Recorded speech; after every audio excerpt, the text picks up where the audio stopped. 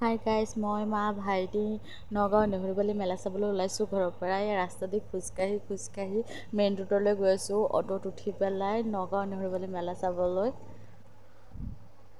এয়া 6:30মানতে ওলালোঁ ঘৰৰ পৰা আৰু এয়া নেহৰুবালি পামেই। আৰু এয়া নেহৰুবালি ৰাস্তাৰ লাইটৰ ডিজাইনটো ধুনীয়া কৰিছে আৰু অলপ ট্ৰেফিকো আছিলে, চাইকেল ট্ৰেফিকো লাগি আছে। আৰু এইটো হ'ল মেলাৰ এণ্ট্ৰি গেট আৰু এণ্ট্ৰি কৰিব হ'লে টিকেট ল'ব লাগিব। এটা টিকেট 10 টকাকৈ। এয়া টিকেটটো লৈ লওঁ আহকচোন। এই টিকেট লৈ ল'লোঁ। মই, মা, ভাইটি, জেঠাই, ভণ্টিহঁত চব মেলাৰ ভিতৰলৈকে সোমালোঁ। এয়া মেলাৰ ভিতৰৰ পৰিৱেশটো আপোনালোকে চাইছে। আমি অলপ সোনকালেই গৈ পাইছিলোঁ, সেইকাৰণে অলপ ভিৰটো কম।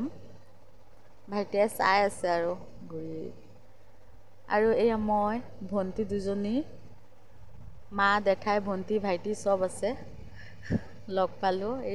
এইখন গাইজ নতুন ঝুলনা আহিছে, আপোনালোকক দেখাওকচোন। ঝুলনাখন চাই ল'ব। খাতাৰনাক ঝুলনা হয় এইখন। একদম উঠি পেলাই মানে একদম পাল্টাই দিয়া। মানুহ উঠাৰ পাছত কেনেকুৱা মানুহকেইটাক পাল্টি খুৱাই দিছে, চাই পেলাই ভয় লাগি গৈছে। নাজানো ঝুলনাত বহা মানুহবোৰ কেনেকুৱাকৈ চাই আছে চাওকচোন। যদি উঠিব মন আছে নগাঁও নেহৰুবালি আহি যাব, উঠিব পাৰিব আৰু।